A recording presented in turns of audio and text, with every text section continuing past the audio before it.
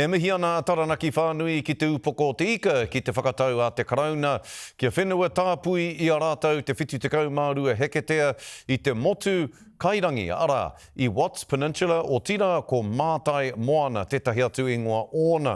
Nā, ko tā te tāpuitanga o taua whenua. He tāwharau i ngā wāhi ahurea, i ngā wāhi hītoria nui, me ngā wāhi tapu pēnei ngā pā tawhito kei roto i taua whitu te kaumārua heketea e takoto ana. Ia tau, ka ko haina atu e taranaki whānui te ruarau 50 mano tāra ki ngā whakahaeretanga ki taua whenua tāpui. Ko tā te kaunihera o te whanganui ātara koha, ko te whiturau 50 mano tāra.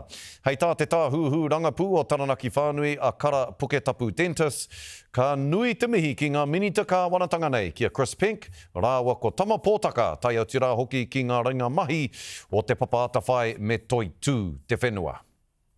Mākono hoki i tēnei tū āhuatanga, kei te rere te kaupapa, e nā kua nei, ka kite hoki te mahere hau, ki te whakarewa i a Mātai Moana.